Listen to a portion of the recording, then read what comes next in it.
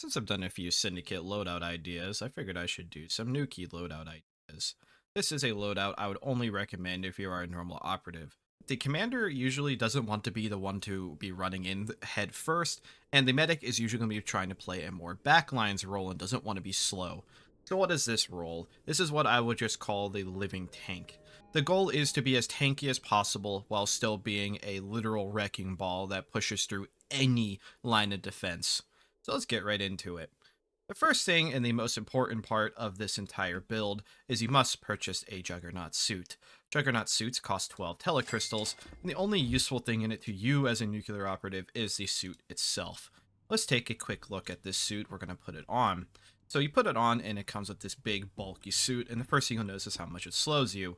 The suit itself gives you 80% blunt/pierce, heat, radiation, caustic resistance, 70% explosion resistance, which is much better than your normal suit, but it does slow you down by 35%.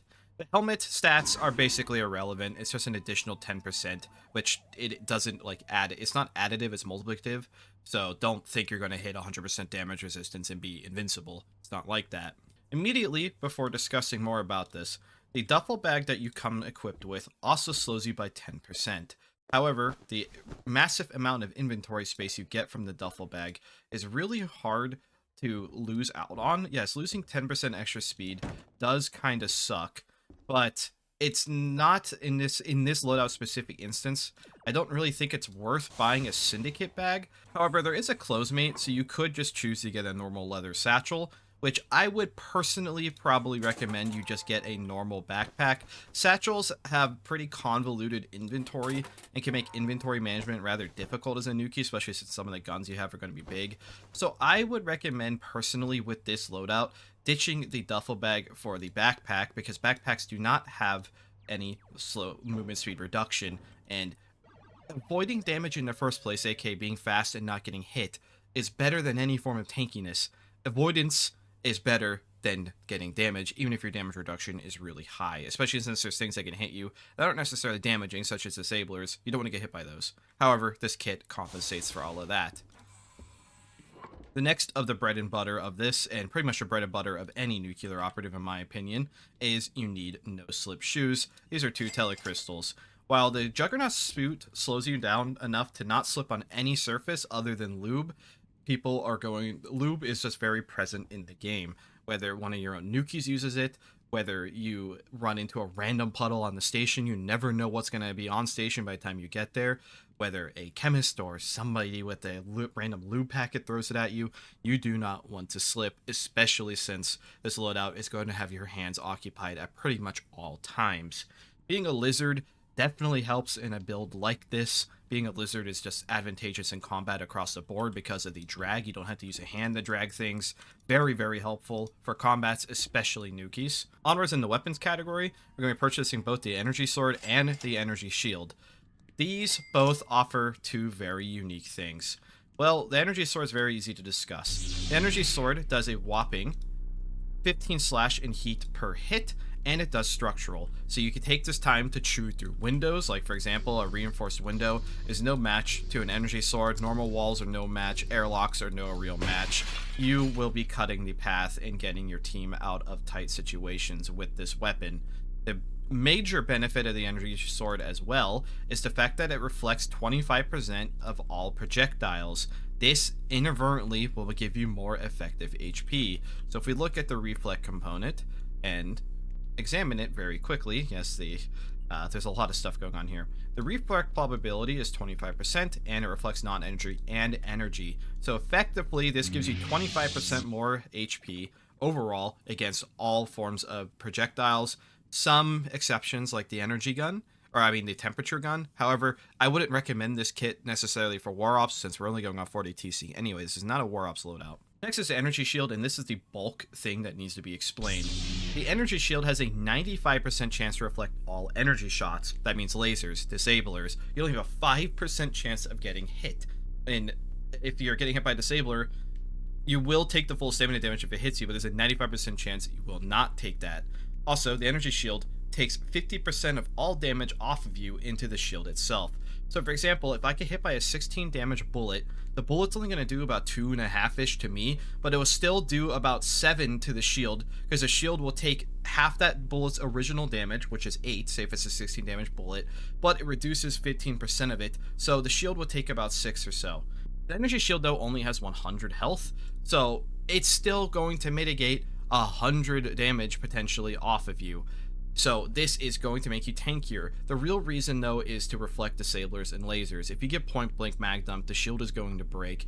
But if you're getting shot at through windows, this allows you to stand here like this indefinitely to laser fire, and you will get picked at from range constantly when you're up against a crew. So this basically means you could just stand here and waste their batteries. Moving on with the rest of the items, I will discuss this more towards the end of like why the energy shield and energy sword are so good. So we still have 10 TC, and I believe 2 TC must be spent on an EMP implanter, especially since this is a melee focused build. The EMP implanter is an implant. You inject yourself with it, and you'll get 3 short range uses of an EMP, which will disable all nearby like chameleon items, which not important for you, but it stops disablers, it stops any battery-based object, it will kill it. If it's an infinitely recharging one, it will start recharging after time. But if somebody's trying to stun baton you and you use that, they can't stun baton you. Somebody's trying to point blank disabler you, they can't. There's people on the other side of a window using lasers and you want your team to push through, they lost their lasers, so on and so forth. And you get 3 uses of it, so it's not even a TC per use. The last 8 Teller Crystals, I believe, is really up to you. I would heavily recommend you buy 1 Hyperzine injector, if not 2, though, because this is a melee-focused build. It's very important that you have the rule of engagement on your own side. So what Hyperzine does is, I'll open up the chem page. Hyperzine does a lot of things. The major things it does that is important to you is increases your movement speed by 30%. It makes it so if you get stunned, you recover basically instantly. It doubles your stamina, which the game does not say anywhere. So instead of 4 disabler shots, it'll take 8. Instead of 3 stun batons, it'll take 6. It also makes it so if you get hit by chlorine or chlorohydrate and you get knocked out through sleep, you'll wake up. It also does healing across the board only if you're really close to death. And so that's not like the biggest benefit ever, but if you get caught out in a bad gunfight and you have Hyperzine popped and you take even 70.01 damage, it will heal you back down to a living amount. I have seen Nukies get out of crit because of Hyperzine. So just to show the main point of Hyperzine, I'll use my movement speed modifier. So right now I'm moving at 2.9 movement speed. Default is 4.5 with no slowdown. This is why I recommend you get rid of the duffel bag. If I inject myself with it, I get to 3.8. I'm almost moving at normal movement speed while I am effectively having 400 plus HP, even more if you include like energy shield. I can basically be immortal to laser weapons. I'm very, very tanky against any form of normal damage in the game, like piercing. It's crazy how much HP you can get as this, on top of the fact that it will heal you if you're really hurt or low or about to die. And you keep the movement speed even longer than the Hyperzine's in your body. For example, the Hyperzine has left my body, but you still keep the movement speed, you still keep the stamina. It's worth way more for this than you think. And the reason why I recommend you spend the last 8 TC you have on 2 Hyperzines, there's usually 2 big moments in Nukies fighting. One is when you fight the captain. If you get on the station undetected, you should use this the second you see the captain in vision, and due to the fact you're as tanky as you are, you should just run them down. The captain is probably going to be wearing some, if they're wearing their spacesuit, you'll catch them no problem. Otherwise, you're only about 10-15% slower than them overall, so you really won't have much time catching them in an open. If they're in a hallway, people have to stop and bump a door to open it. That 1 second of being frozen in time is enough for you to catch them.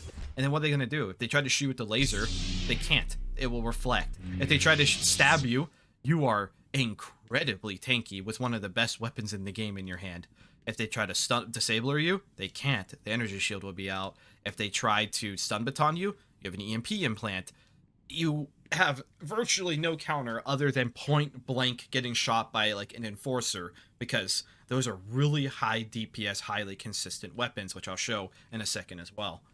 Before diving into more specifics, there are free medical items available to you as a Nukie as well. There's basically one of every single medkit, and there's an advanced combat medkit also on the planet. Using topicals, especially like advanced sutures and advanced mesh, can really help heal you. For example, if you have 0 armor, you're healing 10 HP, and you'll take that 10 damage. However, we're taking less than 2 damage from a 10 damage hit. So you're essentially getting 4 to 5 times more effective healing overall out of each topical you apply. And that is why you should really try to hold on to these things. You can use some of the, I mean, obviously you're probably going to have a medic, and your medic will be doing the primary treatment. There's also a free combat medical kit on the ship. Inside of this, you will also have more topicals. There's also a brute auto injector inside, which you can use to survive a high amount of brute damage. And there's a burn auto injector. You could pop both of these after a major firefight and just keep moving, keep fighting.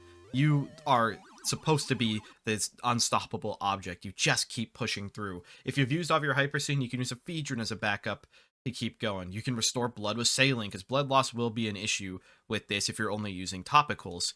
And that's just free stuff. I'm not going to dive too much into what's not part of the kit. So let's talk about the jugg suit with the energy shield and the energy sword. So just for reference, this is a base nuclear operative with their helmet up, their mask on. This is the build we have come up with. This is a jugg suit with their mask on, energy sword, energy shield deployed. This is a WT-550. Each bullet of a WT-550 does 16 damage, and this is a common gun you're going to run up against, either this or the droids or the Lecter. Either way, the WT-550 is the #1 gun you want to steal, or maybe the antique laser pistol. You want a one-handed weapon that hits hard as a weapon to seek as this build. The WT-550 is very accurate one-handed. It has a very good damage output. So, just for reference, if I shoot a normal Nukie with this,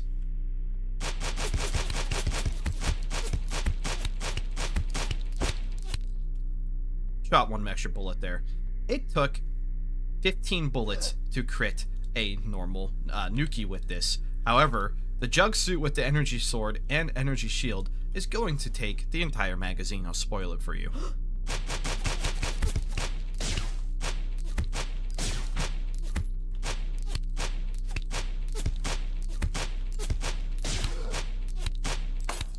By the time the shield broke, it took 18 shots to break the shield. And I managed to reflect a few shots. Every time a shot is reflected, by the way, the shield will take no damage and the operator will take no damage. They have only taken 20 damage at this point. Of course, the damage is going to go up now because the shield's broken, but let me just finish dumping the rest of the mag in them.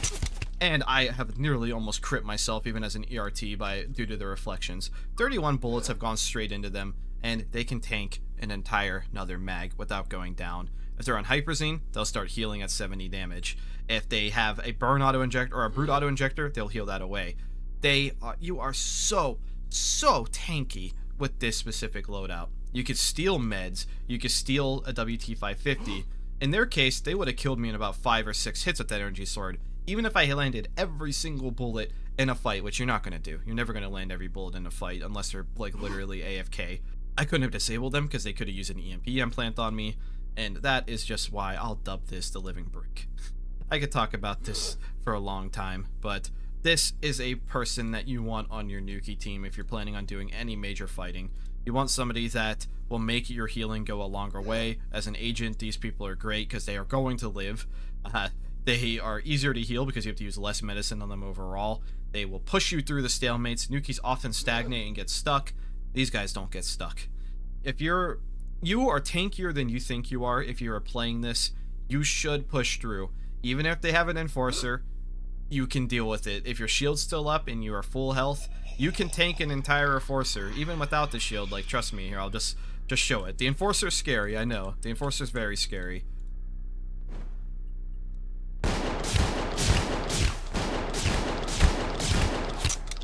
You tank the whole enforcer, and you'll probably almost kill the person who shot it. You do take half your health. You do take half your health damage from the enforcer, but you will still be alive, and that's if every pellet hits, and well, some will reflect.